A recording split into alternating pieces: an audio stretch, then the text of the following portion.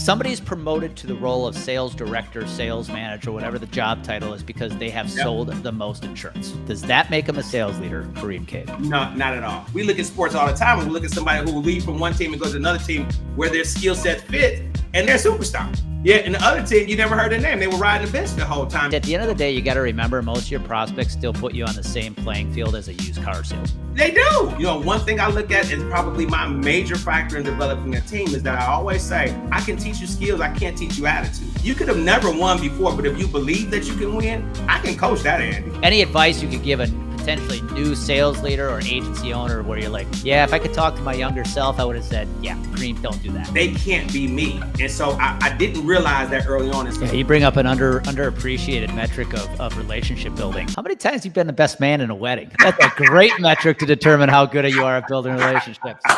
Hey, welcome back to the Bullpen Sessions podcast. I am stoked today because I am sending out a warning shot. If you are listening in and you don't like energy, turn this episode off.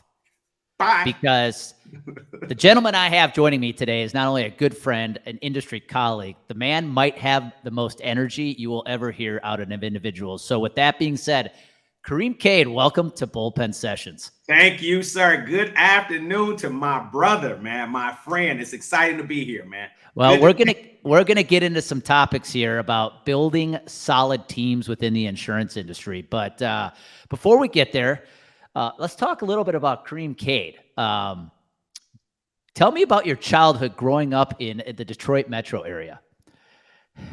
Specifically, we're talking teamwork here, Andy. Well, here's where I want to go with this to set the stage. So for the folks that listened to my episode a couple weeks ago where I announced kind of how the podcast is making a transition. Yes. I'm still interviewing folks that have an athletic background, but come from the industry or have some tie to the industry. And then we're going to go into some tactical things like today about building a solid team with good leaders. But what I love about your story growing up from an athletic standpoint, Kareim, is here you are, a kid growing up in the Motor City, Motown, right? Yep. Kids probably say, oh, so Kareim, what were you? Good basketball player, good football player? No. Tell your story. It's not the case. No, not at all. Andy, contrary to popular belief, I'm a swimmer, man. Not only was I a swimmer, my daughter lettered in swimming. So we kind of got this black swimming family going on here.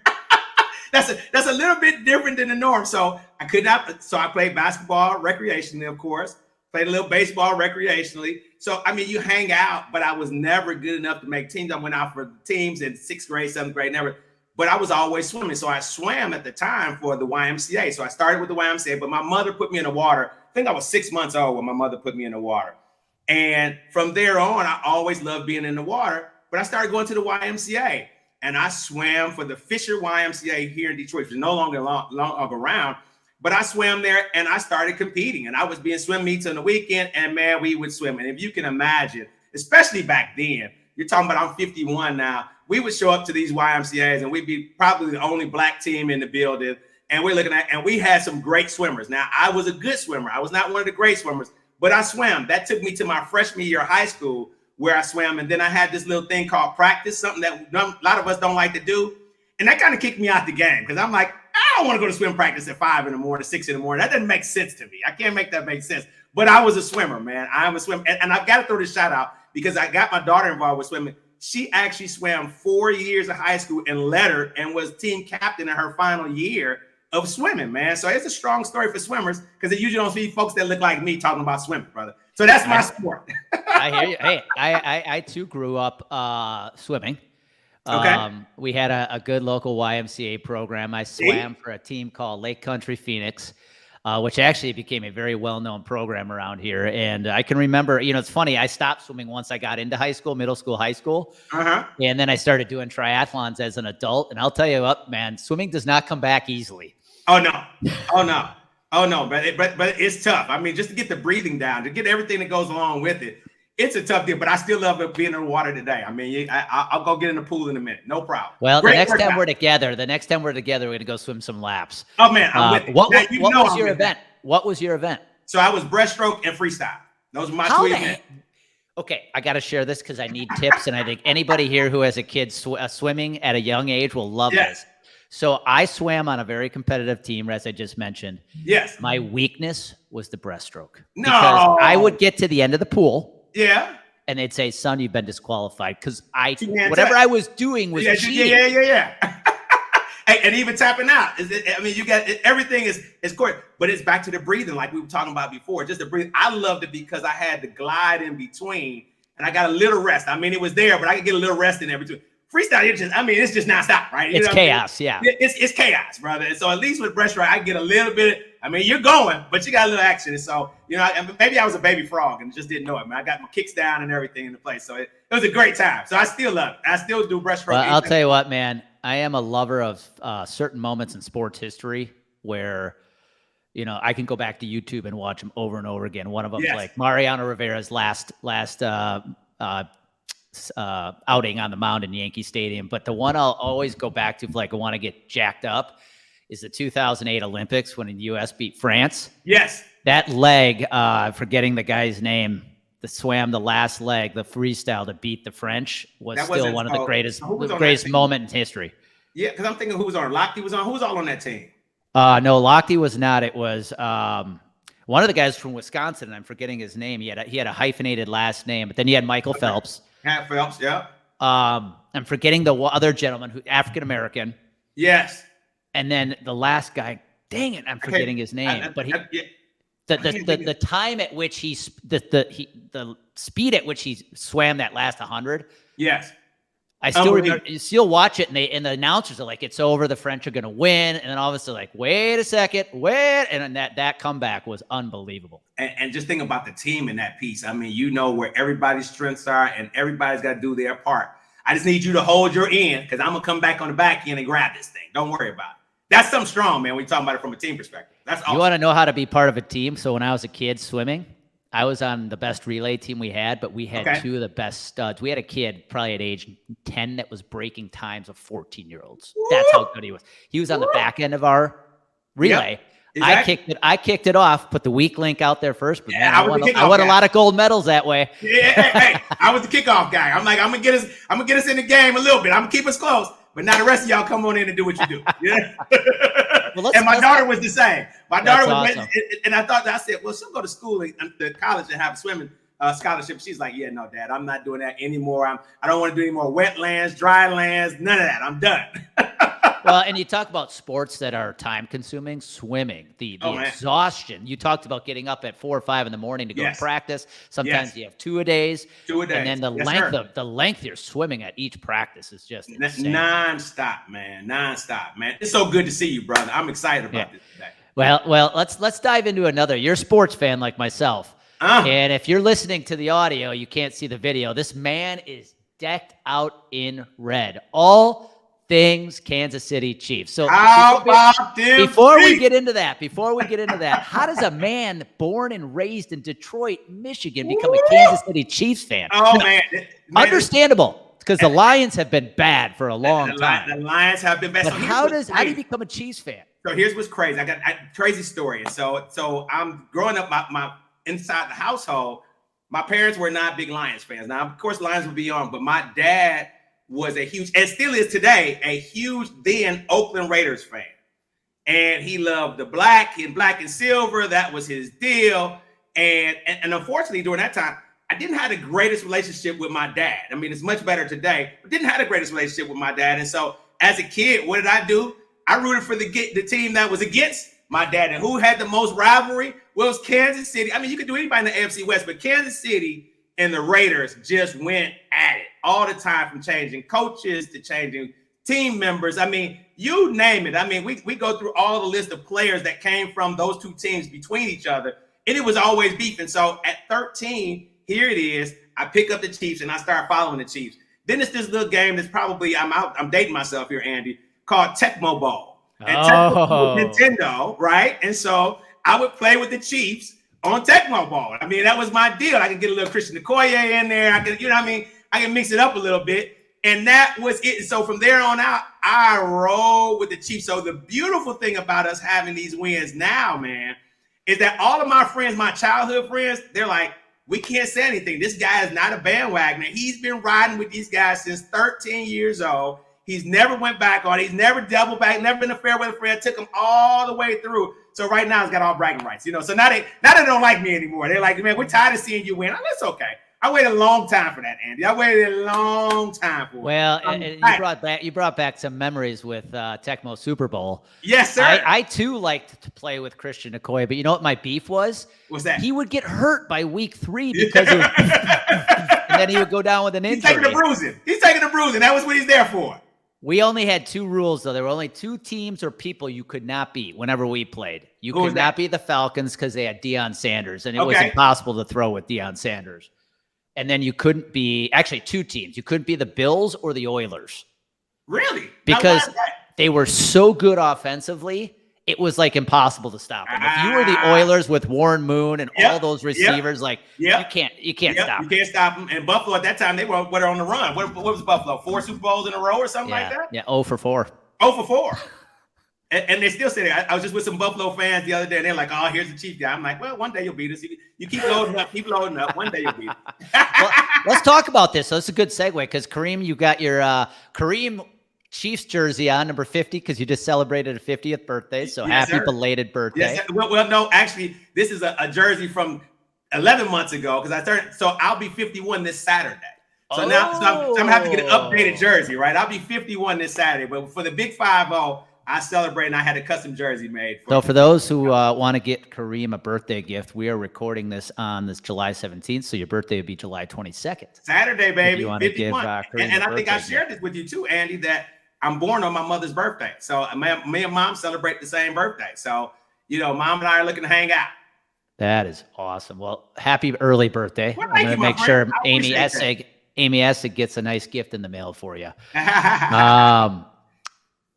You had mentioned offline, we were talking about the Chiefs Super Bowl win this year. This sets up today's conversation.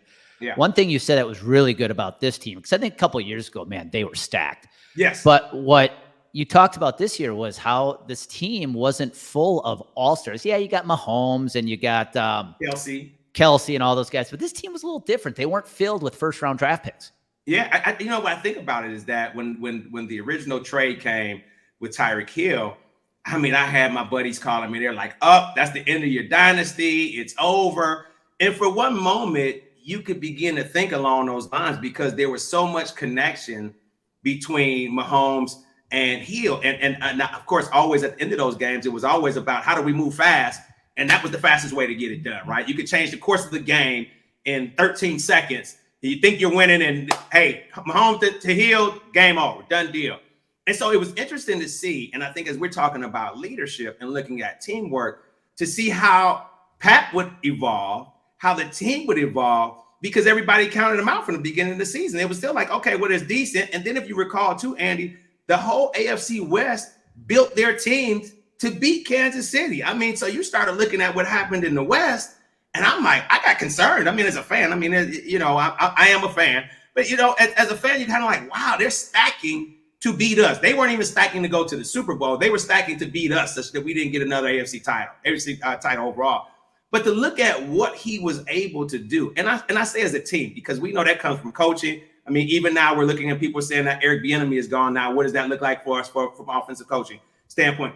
We don't know. I still know that we've got Big Red there and we've got Pat. And Pat, to me, evolved as a leader. And I think that is what, as we begin to have this conversation today, looking at how do you bring out the best in other folks that are on your team, because everybody doesn't show up as a superstar. But here it is. You had Pacheco, 7th round running back. You had Sky Moore, who was brand new to the team. You had Kadarius Toney that hadn't been. And so these guys were all guys that had not been proven in the league, but yet they came out and supported that. And so you look at, I think he was at some point at 10, 11 different receivers in the game. Think about that from when you've been used to 1 or 2 targets, that now you've got to see everybody. And so what I looked at, what was the evolution for me from a leadership standpoint, is that how many people am I not seeing in my organization because I've just never paid attention to it because they weren't the Tyreek Hills.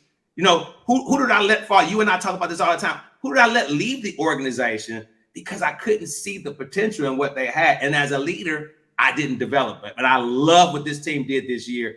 Pat developed everybody on that team, bro. It was amazing. Well, and there's so much to unpack there. Number one, I got to share this. I am one of the worst fantasy football players in the history of that sport. Okay. I've played for more than 10 years, never made the playoffs until this year, and I made the Super Bowl. Oh, now, wow.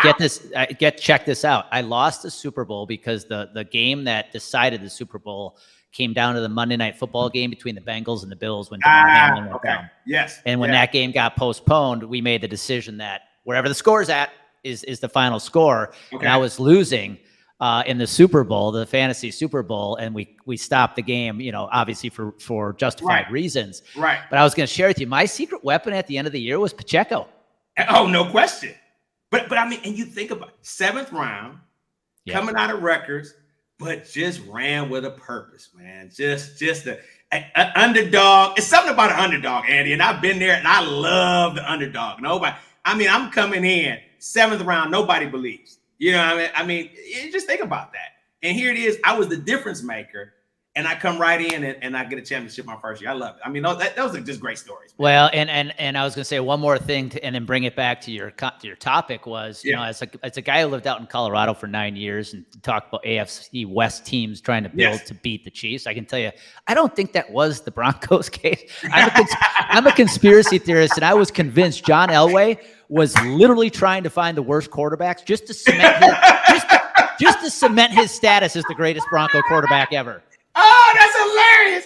Because Russ did not cook. I don't know what he did, but he did not Russell cook. Wilson has some, and I'm a Russell Wilson fan, being a I am as well. Badger fan. Wisconsin, no question. But man, so far he is not living up to that money he's been making by any means. But you talked about sometimes you're letting somebody go, and you didn't take enough time. It's just like in football. How many guys actually can't live up to their full potential because they're built for a 4-3 defense and they find themselves in a 3-4 scheme? Exactly. And I think, again, you just don't notice people sometime on a team. And it's not that you don't want to notice them, but you get caught up on the shooting star. So you get that 1 or 2 person that come onto the team and they're always producing and they're always doing everything else. And in our busy lives, we can be caught up on just simply looking at the lightning in the bottle and forget about these folks that need to be developed and that can actually go on to win championships with you and actually become even better. So now you look at this, nobody's talking about Tyreek Hill anymore. I mean, you put that to bed now. Nobody talks about Tyreek. Nobody says, well, Patrick Mahomes doesn't have, a number 1, number 2. It may be part of the talking heads, but clearly that didn't matter. And so when I think about that from an agency builder and looking at folks that have become those folks that I never thought they would be, it was just simply because I hadn't paid attention to them. And once I gave them attention and I looked and said, wait a minute, this person does have a certain amount of skill set that if developed and used properly and put into the right scheme, like you said. I mean, we look at sports all the time and we look at somebody who will leave from one team and go to another team where their skill set fits and they're a superstar. Yeah, and the other team, you never heard their name. They were riding the bench the whole time. And so that, I think, is the thing that we've got to be more aware of, the people on our teams and the skill set that they have. Because there's clearly people, first of all, I wouldn't have hired them if they didn't have some kind of skill set that they brought to the table. So I saw something there, but I just think if they don't get it right away or they don't just kind of shoot to the top right away, we're quick to look at their replacement as opposed to figuring out how do we develop. Great analogy, though, to the insurance industry. When you have teams like the Chiefs, the Tyreek Hill, and they feel now they should be the superstar. Yes. And they say, I'm no longer, I'm going to go out on my own, or I'm going to this other agency because this team doesn't respect me or whatever it is. And then they end up over there and they go, whoa, wait a second. Right. Because there's no Pat Mahomes here? Exactly. I don't look as good as I used to. Exactly. Exactly. And I mean, I thought about that. And unfortunately, Tua had his situation last year. But even when Tyreek came out, he really kind of stoked the fire and said, well, look, this guy's more accurate. You know what I mean? Yep. And I'm like, wow, that's cold. But I think that, again, that the last laugh comes in and says, well, it was great having you, but we want to make sure that everybody understands that there's nobody bigger than the team. And I think that we hear that statement all the time, but you get caught up on, oh, man, this team will continue to roll if they have this person or if they have that person. But to look up and for them to be able to deliver, I can tell you what, whether he admits it or not, Tyreek would have liked to have a second ring. I don't care what anybody says because he was there. When you're there, Andy, and you had the opportunity to get it, it would have been great to get a second ring in 3 years. I mean, there's nothing to talk about. But again, the game is, how do we develop those other people, man? So I think that is the thing that most leaders lose the sight of at some point in time because you like Tyreek, you like to speak, because that's the sex appeal. That's sexy. And then nobody, just doing the regular blocking and tackling, there's nothing sexy about that at all, Andy. It's simply just about being in a space where you're looking at what sells, and that's it. Sorry. Oh, no, you're good. Yeah, no, you are absolutely right. When you think about skill set, like what I just said earlier about, I think how many receivers and skill players leave a team like the Chiefs or the Patriots, and they realize, wait, Tom Brady made me look pretty good. Pat Mahomes made me look pretty good. Aaron Rodgers made me look pretty good. Yes. Going now back to why we're here today and having a conversation about developing a team, this year, the ESPYs, the awards ceremony held by ESPN, just named the Kansas City Chiefs the team of the year. Correct. For good reasons. Correct. And it starts with the fact they have an amazing leader, Andy Reid.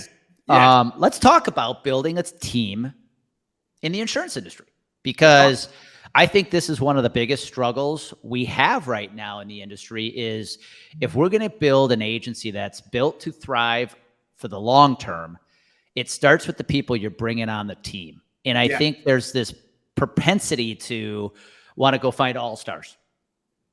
Right. Absolutely. And get the best people, the veterans, the people who've been out there for 10, 20 years. And I've seen it far more often than not that type of strategy backfires. So let's imagine we got somebody listening, Kareem, and they're like, all right, I am literally going to go out tomorrow and I'm going to start building a new insurance agency for the first time. Let's start with what you've done, because you have built an amazing firm at Great Lakes Benefits. If you look back at the time, the length of time you've had the agency, what would be some of the factors you would attribute to that have allowed you to build such a great team there? So I'm going to start the starting point, and this may sound very cliche-ish, Andy, but it's the facts. It started with me, right? I mean, I had to really look at how I was going to work on me, because how can I attract what I'm not, right? I mean, it's hard to go after Andy Neary if Andy Neary doesn't see that I bring something to the table that mirrors what Andy is about. And so if I'm looking at saying I want a superstar, well, one, I've got to think and believe as a superstar, and I've got to act and prepare as a superstar in order to attract them. And so that was the first thing I did. And so if I'm starting an agency today, I'm really starting looking at myself and saying, okay, how can I expect others to play in this league of mine? Because that's what it is, right? We've got our own league. How can I expect them to play on my team in this league? And yet I don't have the talent or skill set that I'm asking them to come to the table with. Why would they follow me? And so as a leader, I wanted to make sure that I was in position that people would want to follow me, that I didn't have to drag them. I didn't have to they didn't want to come and kicking and screaming, but they were just naturally attracted to something you and I talked about from the start. One, energy, right? But then also looking at the leadership and the vision of being able to go forward. So if I'm starting, I'm looking first of all internally and looking at myself to say, what skill set do I bring and who is it that I want to attract? From there, what I started when I look back on the agency is that I looked for all those, the top shooters from other agencies, different things where they were. But then I realized something real quick. As much as I had some of those folks that came onto the team, they brought their talents, but they also brought some of the garbage with them that they had been getting away with in those other agencies, as you just kind of alluded to. As a player, you watch these players, and I get it, they're holding out for whatever their financial situations are, what have you. But as the league always says, nothing bigger than the shield, right? The shield is the business, right? And so as long as the shield exists, there's nobody bigger than the shield. And so when I started looking at some of those folks, I really believe that I brought them over in those first couple of years.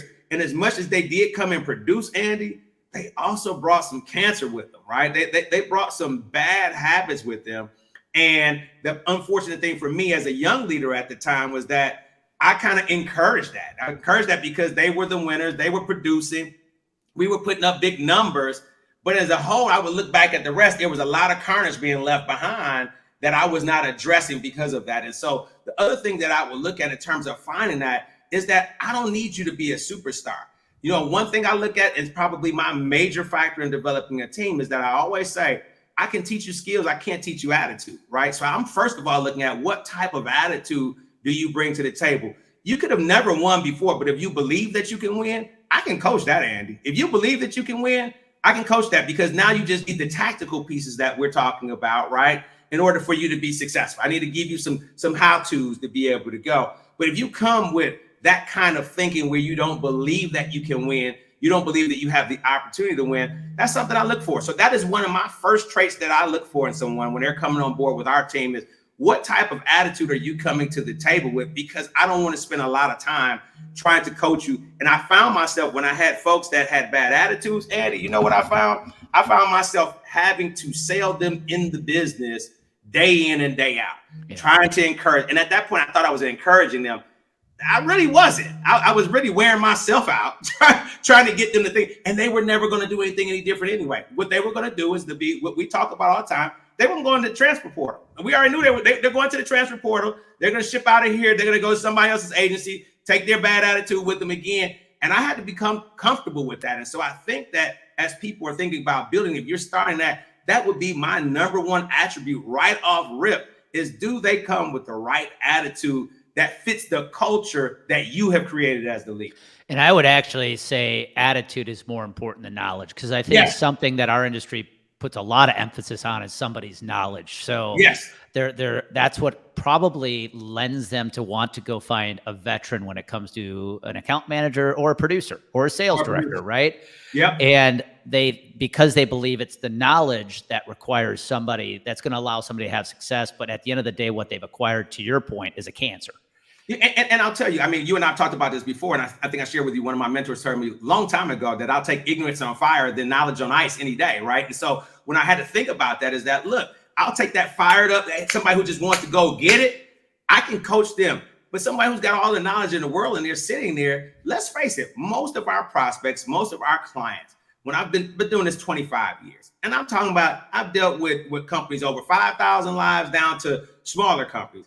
What I found is that in most cases, the folks that we're talking to, they don't know what the hell is going on anyway. I mean, they're so busy, and that's not a knock on them. I'm just looking at, if I'm talking to an HR professional, he or she has 12 jobs. So I can't expect them to be the best at benefits. If we're talking about growing a benefits agency, I can't expect them to be the best on that, because they're onboarding, they're firing, they're doing payroll, they're doing compliance. I mean, you tell me that they're working on the payroll system. They're doing 1,000 things. So for me to expect them to know all the things that I know and have the knowledge base is crazy. So when I look at these folks that have all the knowledge in the world about, they can tell you everything about it, how insurance came into play, what it does, you can get into all that stuff. They ain't selling nothing. They're selling absolutely nothing, because the people they're trying to go in and talk to don't have the same knowledge space to even have that conversation and engage. I would probably go on the line to say, if in 5% of the folks that I talk to that have that same kind of knowledge base, I mean, a quarter of what I know about the business, then that's a big thing. But the most of them are looking at you to be the advisor to come in and give them guidance. And yes, you got to have a great knowledge base, but you also have to be able to be engaging with them, because this is a boring topic. Nobody gets excited to me about me coming in and talking about benefits, bro. I just have yet to see it yet. I've been waiting for somebody to say, man, I'm so fired up that my benefits guy is here. Not happening. And I've got great. Well, I've made a couple posts out on LinkedIn about that recently, where I think we've developed this within the industry, this celebrity status of people in our industry. And I'm like, guys, at the end of the day, you got to remember, most of your prospects still put you on the same playing field as a used car salesman. They do.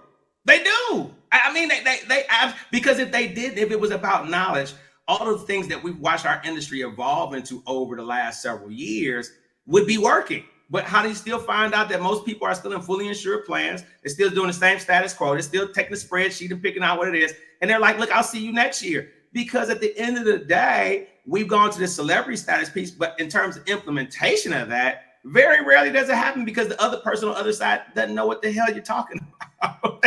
They have no clue. And they're trying to get back to the business at hand. Whatever that fire is that's burning, it surely as hell is not the benefits. Yeah. When you look back at your career running Great Lakes, are there any, knowing what you know now, are there any things you look back on and go, man, as a young leader, I made that was a mistake? And that was any advice you could give a potentially new sales leader or agency owner where you're like, yeah, if I could talk to my younger self, I would have said, yeah, Kareim, don't do that.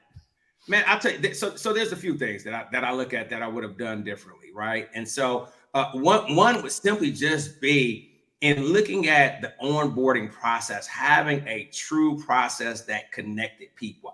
So part of this, and you started this out, and I'll talk about my weaknesses, and it's important to talk about, is in having a lot of energy, people are attracted to a lot of energy. However, if I didn't have the substance to go along with it, they can't be me. And so I didn't realize that early on. And so my training mechanism, and you and I have talked about this in the past, was, hey, come jump in the car with me, watch what I do, and replicate that. And that was the craziest thing ever. So there was no sales process. There was no sales cycle. It was simply follow me, do what I do. And if you do what I do, you'll have the same type of success. And so what I realized early on is that I ran a very personality driven agency. So that is the first thing that I would say, is that while personality had a part in it, that there was very few tactical things that were there, because I just innately do what I do. I can't tell you how I do it, why I do it. I'm just wired that way, right? So when I look at it, it is my gifting from God that this is how I move. And so what I realize is that everybody doesn't flow like that. You know, they don't flow like that. They don't function like that. So that's the first thing, is that I would say I would have to have systems in place. And what I would have done originally would have had somebody who had tactical knowledge and systems ability to partner with me, such that I could be the energy guy, but I had something to then be able to say, hey, here's how you go and do this. So that would be the first thing that I would say that I would do different than what I did before. The second thing that I would say that I would do different is that, again, in building it, I would have been thinking a little bit more, even back then, on the technology side of what we could do to make ourselves more efficient. But I was so caught up and I laugh at this, Andy, we talk about this, because at 51, I don't think I'm an old guy, but in the insurance world, I'm an old guy, right? I mean, I'm still looking at, here's your sales book. They'll take your sales book out. You know, here's what you'll do differently. And I just didn't see the technology play, even though it was there. You're talking 25 years ago, but still, had we embraced that a bit more earlier, it would have made a difference in terms, again, of how we moved and how efficient we moved, because I thought I needed a lot of people in order to get the numbers. And what I found out now is that I've got less folks, and we tripled the numbers that we were doing back then when I had a ton of folks running around. So the other thing was been this really kind of telling my younger self, like, hey, the technology thing, embrace this now, because it's going to make a huge difference in what you're going to do going down the road. And here's the third thing that I would have said to my younger self, is back then it was simply about the grind, the grind, the grind. I would have told my younger self to make sure that I was telling people about balance, right? Like, look, this, as much as we do what we do to go out, is not such that you lose your family and your kids in the process, because we're out grinding, right? And so I think that that is still something that I look at now, is that there has to be that balance of, you know, if we're saying we're doing it for our families, then how's that we're gone 200 hours out the week, and I'm being facetious, but you know what I'm saying, where it's all about that and that's it. And we never put any emphasis on the family, because now, okay, it's great that we make a ton of money, but a ton of money and do what? I mean, what have we done if our kids are not spending time with us? And so those are the three things that I think that I would look back at my younger self, that I would have told those agents back then, that, hey, we want to get, and I did a somewhat decent job of saying to them, get your spouse involved in what you're doing. Let him or her know kind of what the process is, because you're going to be spending this time. But I never really spent time talking on the balance. And it was just our generation of grind, grind, grind, grind. And I've watched that leave a lot of people in a lot of ditches and holes on the side of the road. Well, and I think what you just said is very profound. Because number one, just do what I do. That's one of the reasons we lack good training in this industry. Is I think a lot of leaders who've been around for many years try to train their advisors, but say, just do what I do. And listen, there's a reason Michael Jordan's not a coach. Woo! There's a reason some of the best players in sports aren't coaches. They can't just say, do what I do. Correct. You've got to be able to train based on where these people are at. But I also want to throw a word of caution out there, because you talk about the balance, right? But at the same time, I think there's a lot of advisors coming in, they're sold the lifestyle and they don't have the work ethic. Yes. And out of the gate, they're trying to create balance. There's a part there. Yes, you got to work your ass off. Yes. To get to where you want to go. But to your point, don't sacrifice everything outside of business for the sake of business. That's exactly it. There's a couple topics I know that are very near and dear to both your heart and my heart. Let's go there.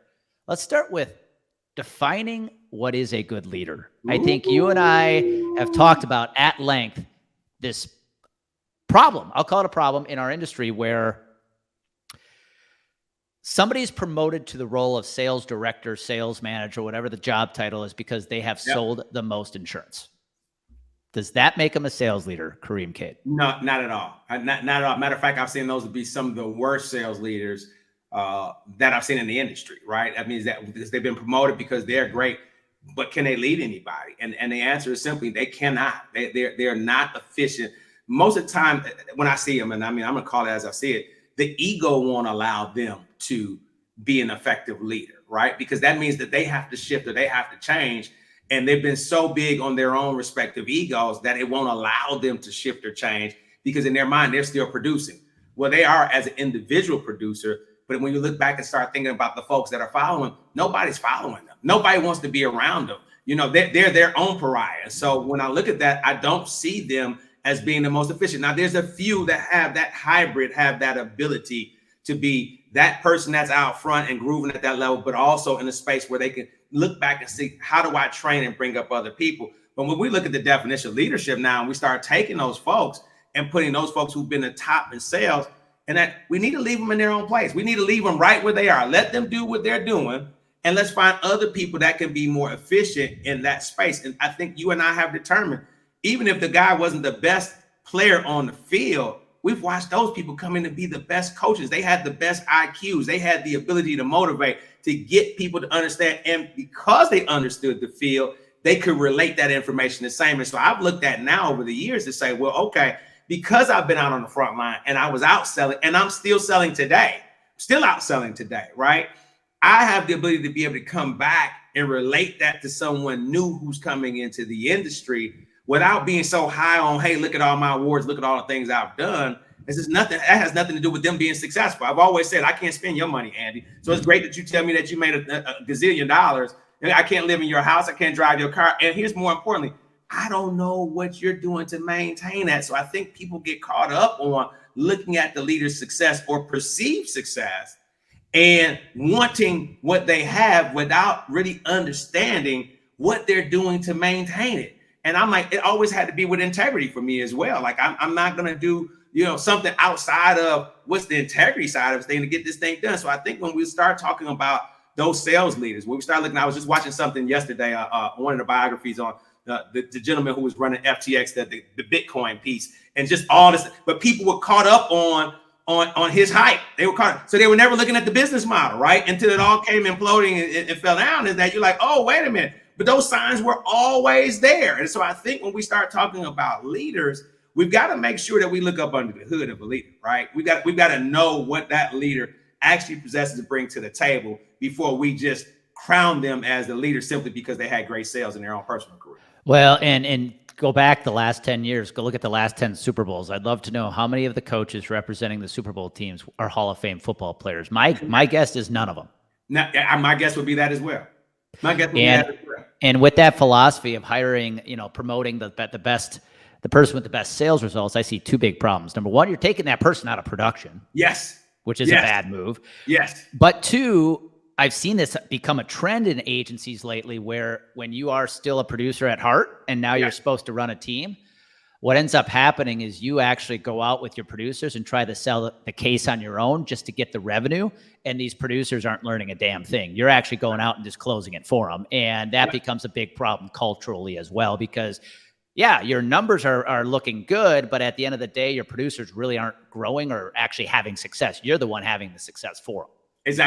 Exactly. And so you can't replicate yourself. You think about that, Andy. There's no way to replicate yourself if that is the model that you're taking. And I found that out early in my career. I'm like, wow, okay, Kareem.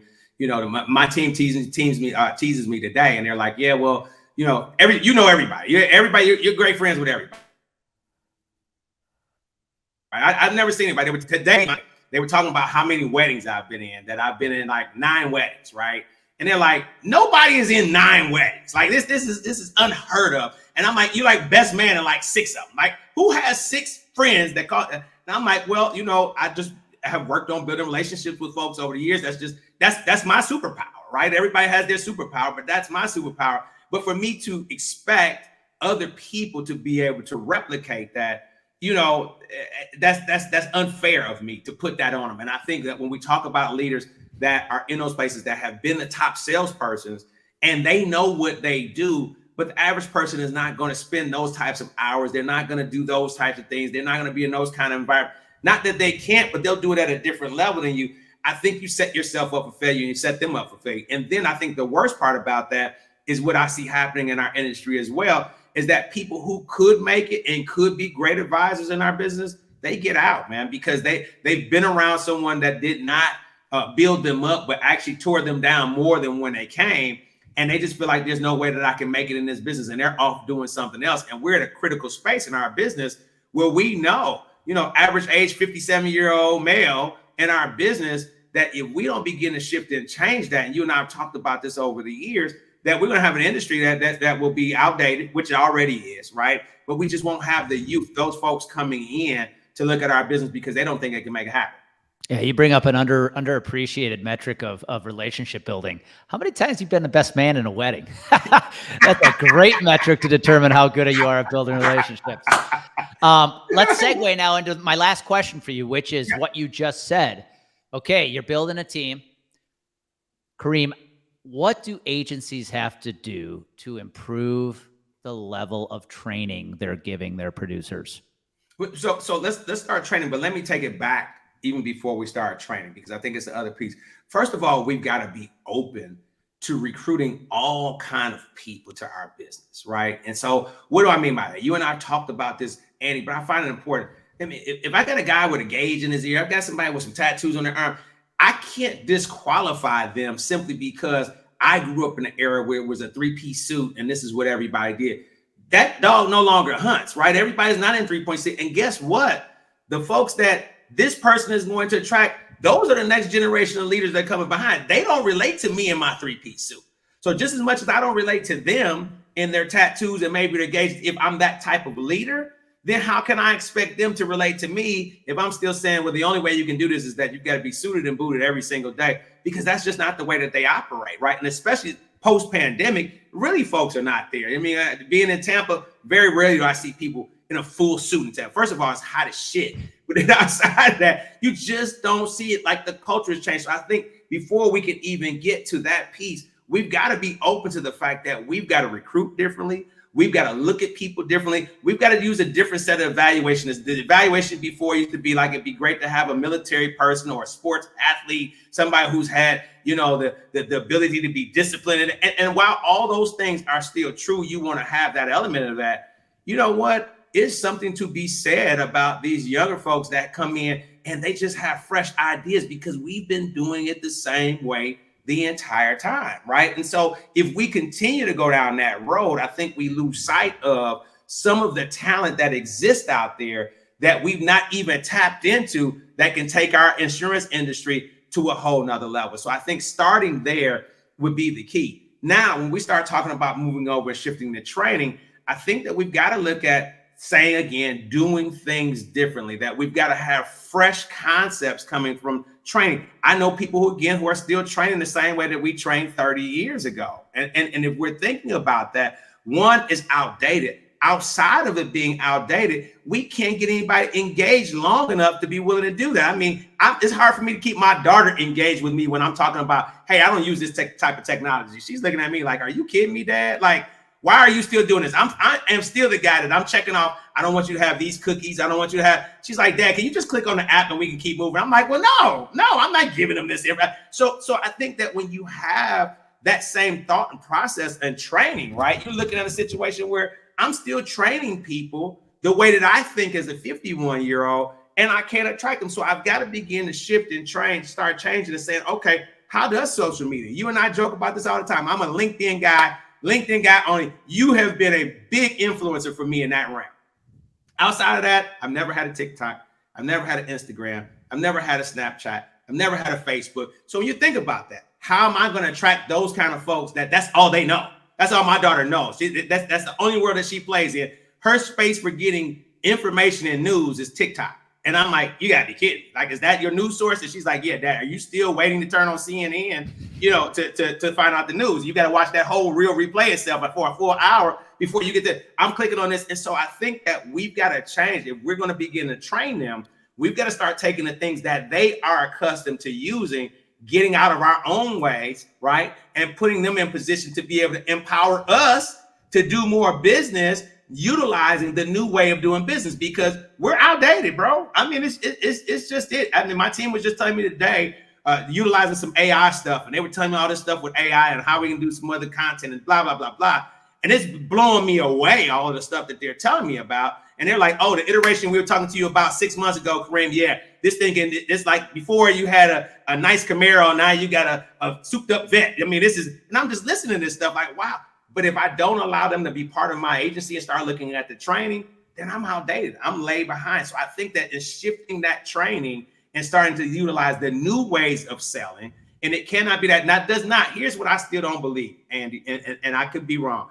I still don't believe that relationships will go to the wayside. I still say that there's something to be said about some contact and there's some relationships. However, I do understand that people make better buying decisions by having their own time to make their decisions. And they're going to do that through some kind of platform. So for those agency owners like myself that have just put themselves in an outdated category, we either better shit or get off the pot, right? Because we're going to be left behind. And I think in training these new folks, they bring something to us, but we also have to be open and show that we're looking to go down that road such that we can attract them into the agency first and then find them different ways to be able to train. Because to tell them to go out and do 10-3-1, to tell them to go out and knock on 100 doors, they're going to look at me like they're crazy. You want me to go outside and look at 100 doors when I can get online and I can touch 2,000 people on the app, and you want me to go knock on 100 doors? That's never going to make sense to them. And if we don't do something different in that training, we can forget about it. Well, and here's the reality. It's hard to prepare for the future when you're so proud of the past.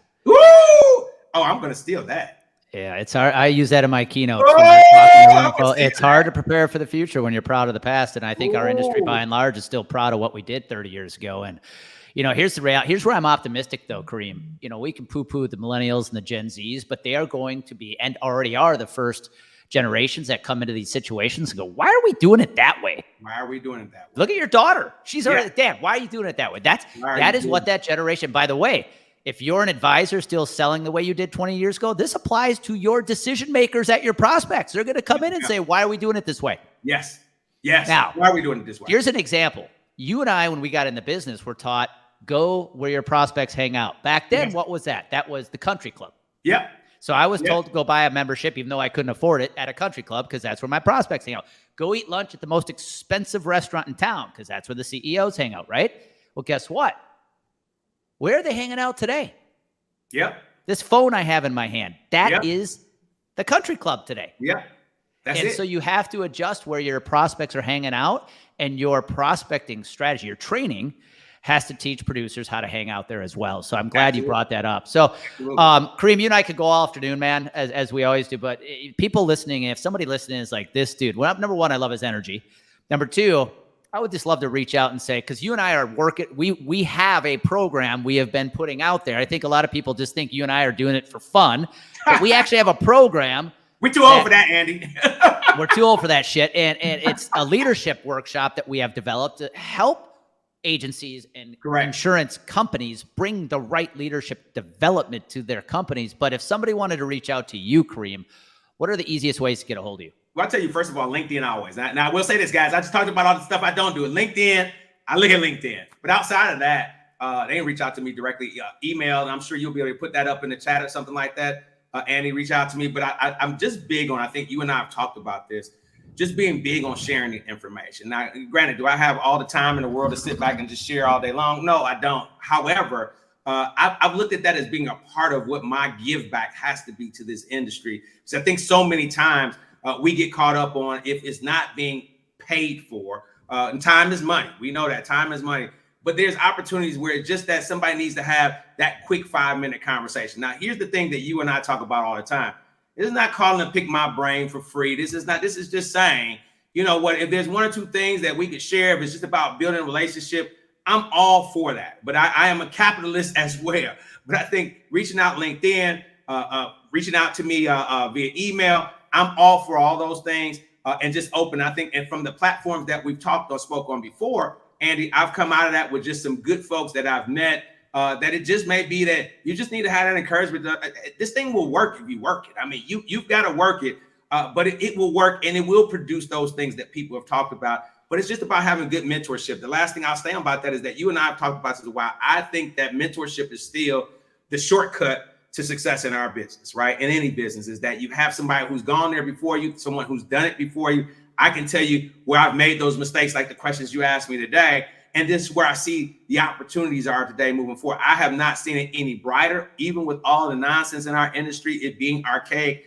I just think it's one of those places that if you dial in properly into this business right now, that you can go out and change the whole game, because it's there to be changed. And nobody has done it single-handedly today. It's still so many things that need to evolve. And they're just about taking the right people to come in and look at it. So if I can give any service, I love to do that. Awesome. Well, I'm going to make 2 asks to our audience before we wrap up here. If you are a veteran like Kareim and I, and you've been around for a long time, I urge you, I beg you to think about how our world has evolved in the last 3 years and apply that evolution to your business. The way you did it 15, 20 years ago does not apply like it does today. Or does not apply the way it used to, I should say. And if you're one of our younger producers listening in, push back against what your agency is doing. Say, we need to do things differently. Don't just give up your voice because somebody told you this is the way we do it in the industry. We need more of that voice to evolve and change this industry for the better. So keep your voice shining. So with that being said, Kareim, I want to thank you, man.